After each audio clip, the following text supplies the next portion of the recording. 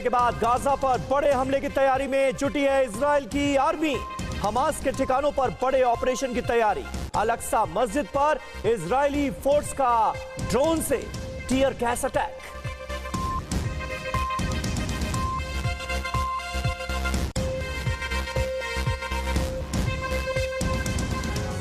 इस बुलेटिन में तमाम अहम खबरों पर रहेगी हमारी नजर। आपके साथ मैं हूं समीर अब्बास और मेरे साथ मेरी सहयोगी अंजलि भी मौजूद हैं। सबसे पहले इस वक्त की अहम खबर आपको बता दें, जम्मू के सांबा पहुंच गए हैं प्रधानमंत्री नरेंद्र मोदी और थोड़ी देर में ही सरपंचों से प्रधानमंत्री नरेंद्र मोदी की मुलाकात होनी है। दोपहर 12 बजे के बाद प्रधानमंत्री यहीं पर एक रैली को भी संबोधित करेंगे। आज का प्रधानमंत्री नरेंद्र मोदी का यह जम्मू दौरा अपने आप में बहुत ज्यादा अहम इसलिए क्योंकि अनुच्छेद 370 हटने के बाद प्रधानमंत्री नरेंद्र मोदी पहली बार जम्मू कश्मीर के दौरे पर हैं। घाटी के लिए इस दिन की खासियत इसलिए भी ज्यादा है क्योंकि प्रधानमंत्री एक एक कर कई सौगातें भी देने वाले हैं। आज जम्मू कश्मीर को तकरीबन 38,000 करोड़ का जो निवेश है वो किया जा रहा है जम्मू कश्मीर में और इससे रिलेटेड तमाम योजनाओं को आज प्रधानमंत्री नरेंद्र मोदी के इस दौरे के दौरान ही हरी झंडी दी जानी है। सांबा के पल्ली गांव में प्रधानमंत्री नरेंद्र मोदी की ये मौजूदगी इसलिए भी खास क्योंकि अच्छा काम करने वाली जो तमाम पंचायतें हैं उनको पुरस्कृत भी किया जाएगा, उनको अवार्ड से नवाजा जाएगा ताकि उनकी हौसला अफजाई हो। लाखों लोग इस कार्यक्रम से वर्चुअली जुड़ेंगे और देश में पहली बार किसी हिस्से में कार्बन न्यूट्रल पंचायत होगी और पंचायत के सारे रिकॉर्ड डिजिटल होंगे। डिजिटल इंडिया पर जोर है प्रधानमंत्री नरेंद्र मोदी का ये विजन है और अपने इस विजन को किस तरह से जम्मू कश्मीर में वो अमल में लाने की कोशिश कर रहे हैं ये भी आज के इस कार्यक्रम में हमें नजर आएगा। तो मोदी का ये मिशन कश्मीर अपने आप में बहुत ज्यादा अहम और आर्टिकल 370 हटने के बाद ये पहला मौका है जब देश के प्रधानमंत्री जम्मू कश्मीर दौरे पर हैं।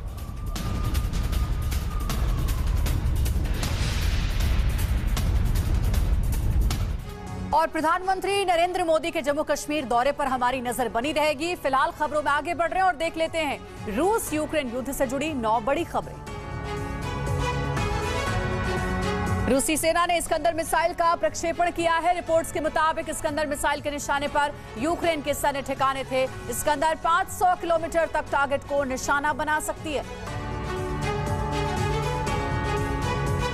चेरनीहिव में रूस और यूक्रेन की फौज आमने सामने है। रिपोर्ट्स में दावा किया गया है कि रूसी फौज ने रिहायशी इलाकों को निशाना बनाया है। बमबारी से घर अब खंडर में तब्दील हो चुके हैं।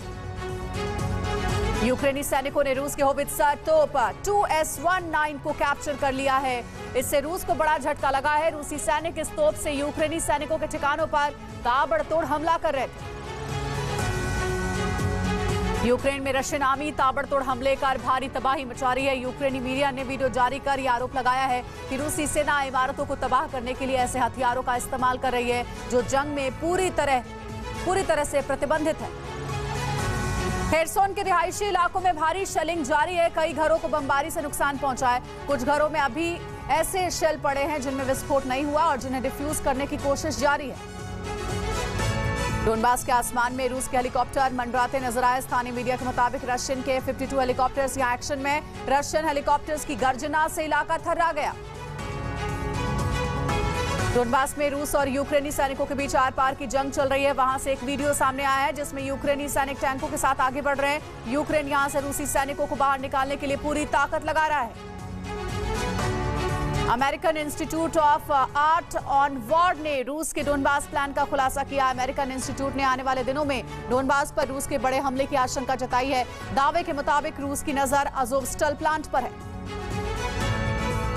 यूक्रेन ने दावा किया है कि उसने बीते 24 घंटे में रूस के 17 ठिकानों को निशाना बनाया। यूक्रेनी सैनिकों ने रूस के 3 एयरक्राफ्ट, 5 क्रूज मिसाइल और 9 ड्रोन तबाह कर दिए हैं।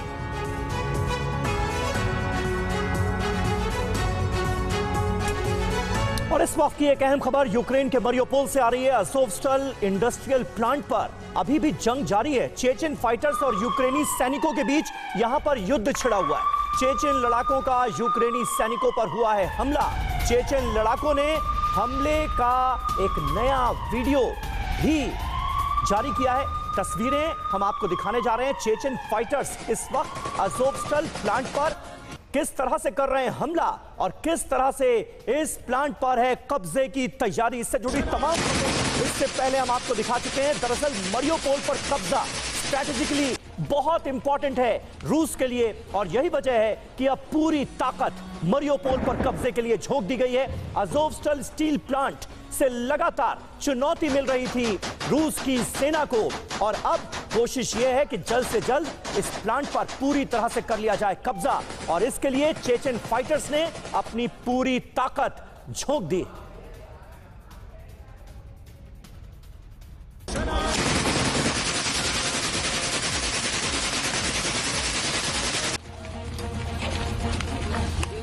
और ये देखिए तस्वीरें हमारे सामने इस वक्त सीधे जम्मू के सांबा आपको लिए चलते हैं। प्रधानमंत्री नरेंद्र मोदी पहुंच गए हैं सांबा।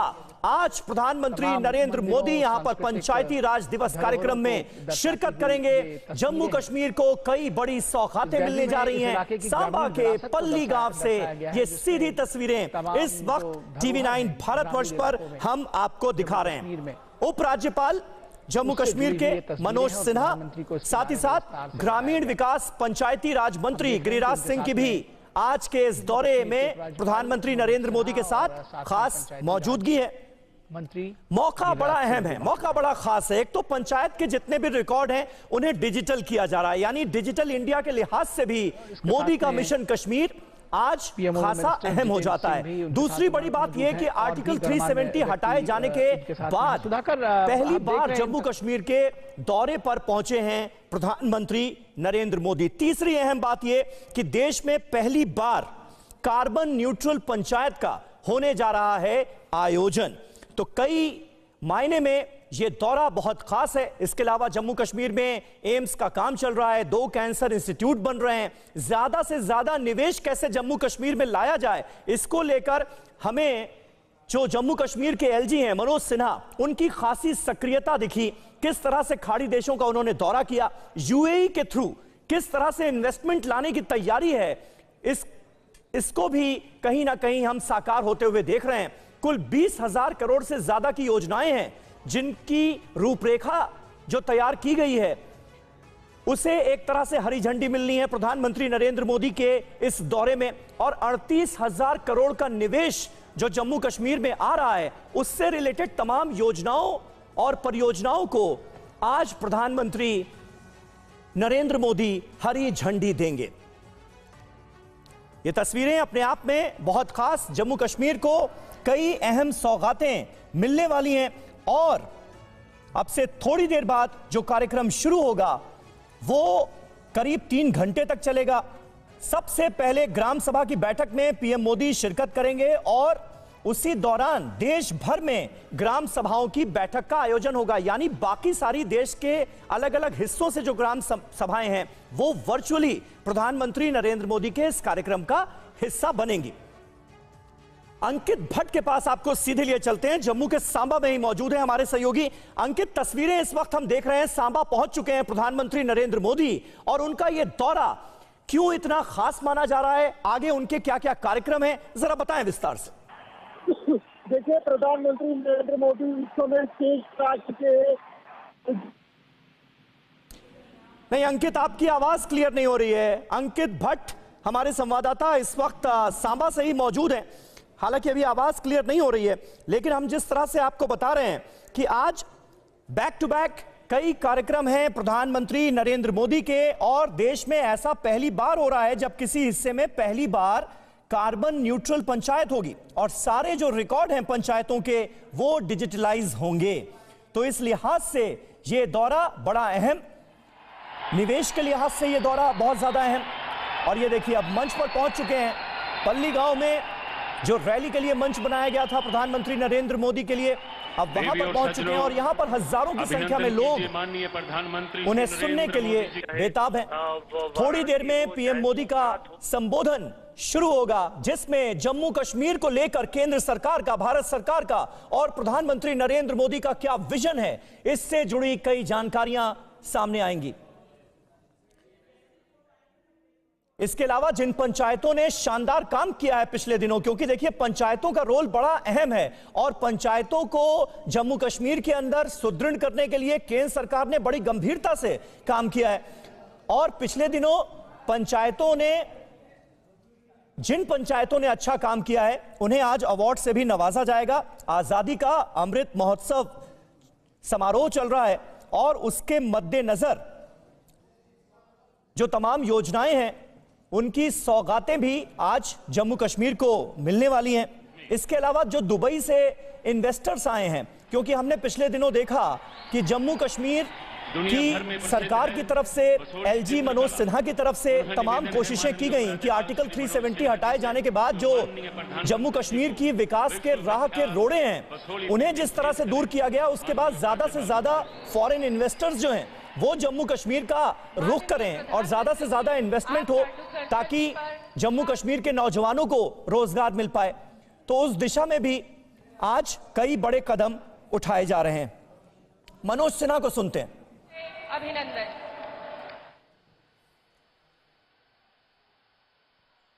डॉक्टर जितेंद्र सिंह जी, केंद्रीय मंत्री कपिल पाटिल जी, हमारे सांसद जुगल किशोर शर्मा जी, आदरणीय प्रधानमंत्री जी के मार्गदर्शन और प्रेरणा को प्राप्त करने यहाँ उपस्थित पंचायती राज संस्थाओं के चुने हुए जनप्रतिनिधि, देश और विदेश से आए हुए इन्वेस्टर्स, सम्मानित अतिथिगण, प्यारे भाइयों और बहनों, जम्मू कश्मीर की सांस्कृतिक धरोहर और आधुनिकता को समेटे देश के सर्वप्रथम कार्बन न्यूट्रल तथा digital land governance iconic village पल्ली में मैं अपनी ओर से और आप सबकी ओर से आदरणीय प्रधानमंत्री श्रीमान नरेंद्र मोदी जी का हृदय से स्वागत करता हूं, अभिनंदन करता हूं। माता वैष्णो देवी, बाबा अमरनाथ, शंकराचार्य और सूफी संतों के आशीर्वाद से पुष्पित पल्लवित जम्मू कश्मीर 70 वर्षों से एक विधान एक निशान का स्वप्न देख रहा था, जिसे युग प्रवर्तक भारत के आदरणीय प्रधानमंत्री जी ने पूरा किया और 1 करोड़ 30 लाख नागरिकों को प्रगति का वास्तविक भागीदार बनाया। 7 दशकों का फासला महज 30-32 महीनों में कम करने का जो काम हुआ है, निश्चित रूप से वो प्रधानमंत्री जी का मार्गदर्शन ही रहा है।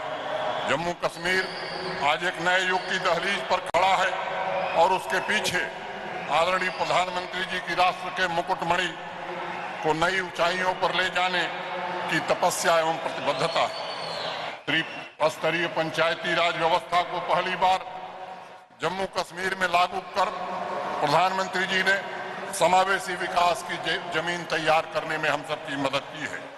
सभी पंचायतों को 29 विभागीय कार्य तथा शहरी निकायों के 7 विभागों के कार्य हमने स्थानांतरित कर दिए हैं, जैसा प्रधानमंत्री जी का निर्देश था। जन भागीदारी ही हमारी ताकत है। 2020-21 में डिस्ट्रिक्ट कैपेक्स जो 5,136 करोड़ रुपए था, पिछले वर्ष बढ़कर के 12,600 करोड़ रुपए हो गया।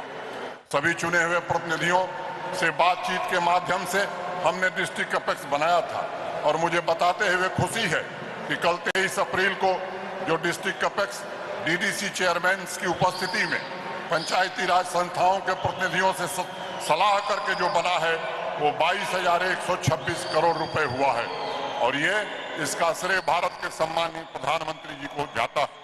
मित्रों, आप सबको पता है उद्योग धंधों से दशकों तक वंचित जम्मू कश्मीर में इंडस्ट्रियल डेवलपमेंट का स्वर्णिम युग भी माननीय प्रधानमंत्री जी के कारण आया, जब उन्होंने नई इंडस्ट्रियल स्कीम जम्मू कश्मीर को दी, जिसमें 28,200 करोड़ रुपए का इंसेंटिव भारत सरकार ने देने का वायदा किया। मुझे बताते हुए हर्ष हो रहा है कि आजादी से लेकर और आज के 1 वर्ष पहले तक कुल 15,000 करोड़ रुपए का इन्वेस्टमेंट यहाँ आया था और आज 52,155 करोड़ रुपए के निवेश के प्रस्ताव हमारे पास हैं, जिसमें आज 38,000 करोड़ की ग्राउंड ब्रेकिंग सेरेमनी माननीय प्रधानमंत्री जी आपके सम्मुख करने वाले हैं। मुझे पूरा भरोसा है कि आने वाले 6 महीनों में यह आंकड़ा 70,000 करोड़ के पार जाएगा और जम्मू कश्मीर के 7-8 लाख युवाओं को रोजगार देने में हम समर्थ होंगे। मैं ये भी कहना चाहता हूं कि ईज ऑफ डूइंग बिजनेस, जिस पर माननीय प्रधानमंत्री जी का सदैव जोर रहता है, 235 सर्विसेज को ऑनलाइन कर दिया गया है तथा 180 सर्विसेज सिंगल विंडो सिस्टम पर आज जम्मू कश्मीर में उपलब्ध हैं। आदरणीय प्रधानमंत्री जी के नेतृत्व में जम्मू कश्मीर में विकास को नई गति मिली है। मैं ये बताना चाहता हूं कि 2018-19 में 67,000 करोड़ रुपए खर्च करके 9,229 प्रोजेक्ट पूरे किए गए थे। अगले साल 2021 में उससे 4,000 करोड़ हमने कम खर्च किया। 63,000 करोड़ में हमने 21,943 प्रोजेक्ट पूरे किए। और मित्रों, आप सबके सहयोग से इस वर्ष 51,800 प्रोजेक्ट हमने पूरे किए हैं। और मैं कहना चाहता हूं कि 64,000 करोड़ जो 67,000 से कम 20 से 25% रुपया हमारा कम खर्च हुआ है। तो ये प्रधानमंत्री जी का निर्देश था, जिसके कारण एक ट्रांसपेरेंट व्यवस्था हमने कायम करने में सफलता पाई है।